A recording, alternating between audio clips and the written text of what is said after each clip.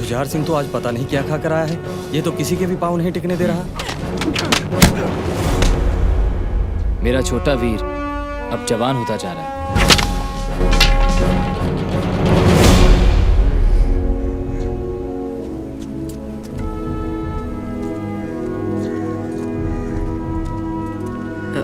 वीर जी, मेरी तलवारबाजी शुरू करवाओ। उस्ताद जी भी यही महसूस करते हैं। जुझार सिंह के शरीर में अब काफी फुर्ती है। तलवारबाजी के कई गुर तो मैंने अपने आप सीख लिए हैं। आप चाहो तो देख सकते हो। अच्छा जी। मेहर सिंह जी,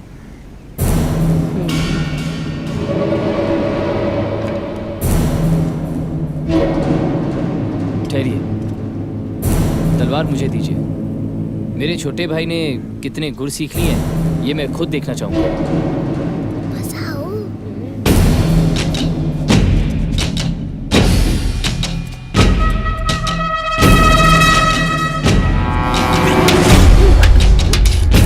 तो ऐसा लगता है वीर जी कि मैं मैदानी जंग में दुश्मन के हाथ पकड़ी तलवार को गिरा सकता हूँ।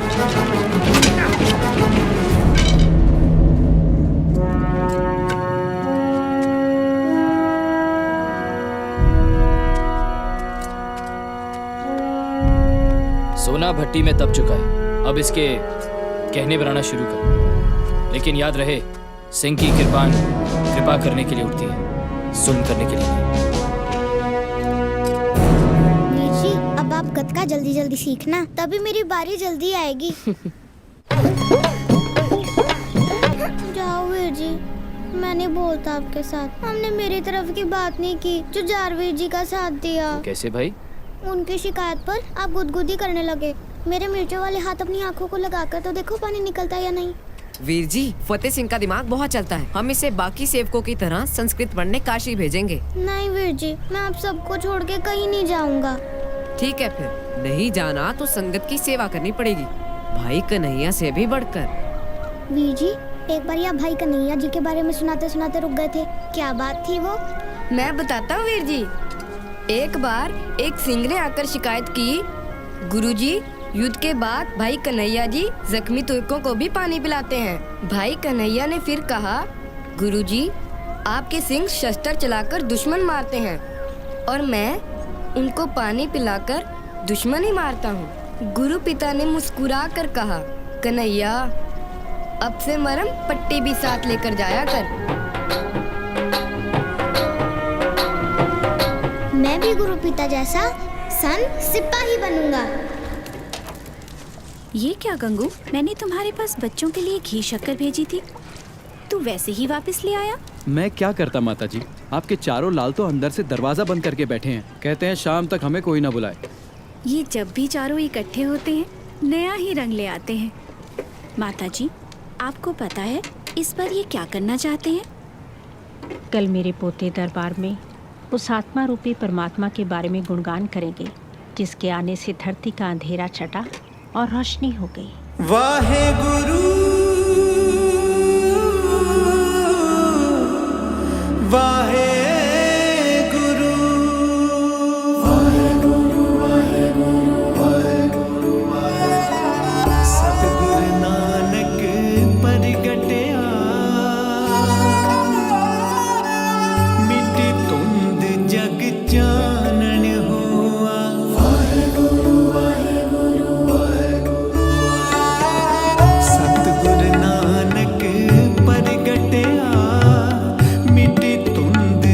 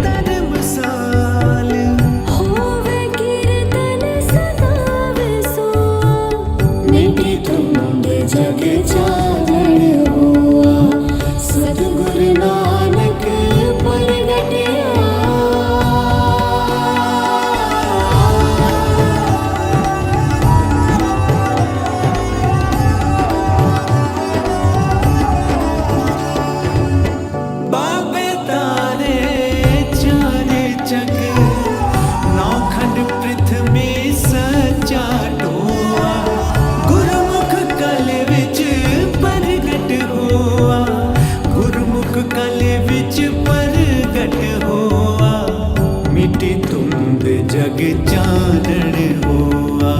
सतगुरु नानक प्रगटया मिट धुंध जग चानण हुआ।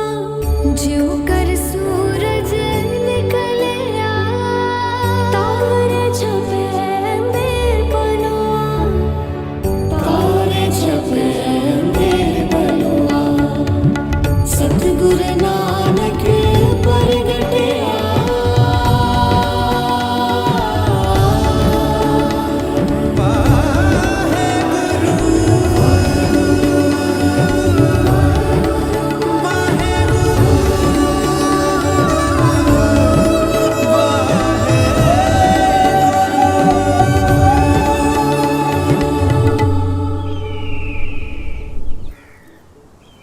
देखा, मेरे पोतों ने खुश कर दिया मेरे लाल को। ये खुशियों का मेला हमारे घर हमेशा हंसता बसता रहे।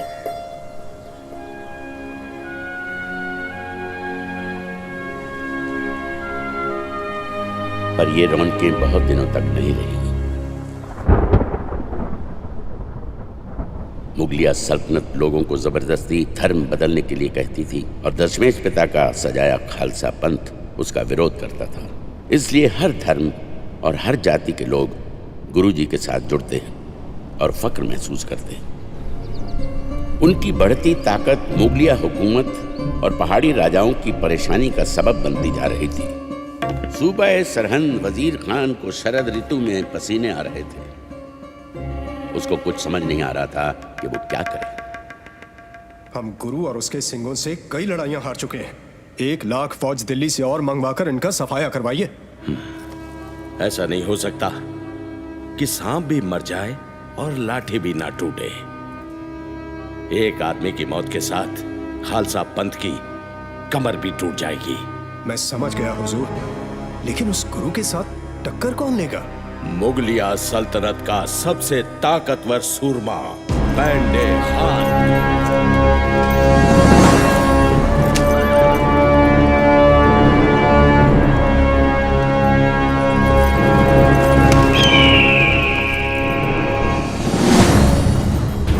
गोविंद, अपनी फौजों को क्यों मरवाता है? चल, तू और मैं आपस में दोनों लड़कर जंग का फैसला कर लेते हैं। गुरु साहब ने 5 प्यारों से आज्ञा मांगी। फिर तैयार हो जा गोविंद।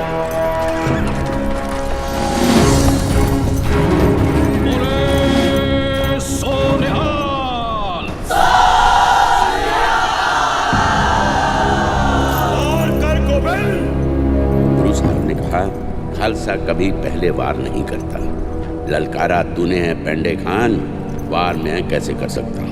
नहीं, पहला वार तू कर गोविंद। गुरु साहब ने कहा, सोच ले पेंडे खान, अगर वार करने की तमन्ना दिल में ही रह गई तो फिर क्या करेगा?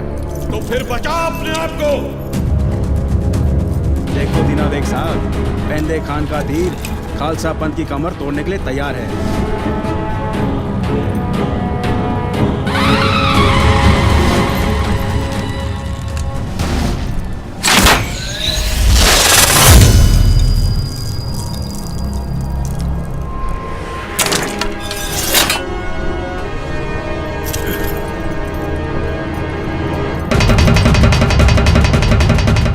फिर निशाना लगाने से पहले वाहेगुरु जी को कहा, नर में हर है, हर में नर है। हे निरंकार, हर इंसान में तू आप है, पर इस वक्त मेरे तीर के सामने किसी का अहंकार है। गुरु साहब ने कहा, अपने रब को याद कर ले पेंडे खान। मैं तो सर से पैरों तक लोहे से ढका हूं।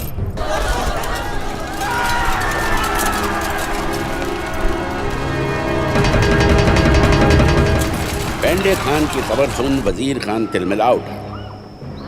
उसकी नजर फिर पहाड़ी राजाओं पर पड़ी।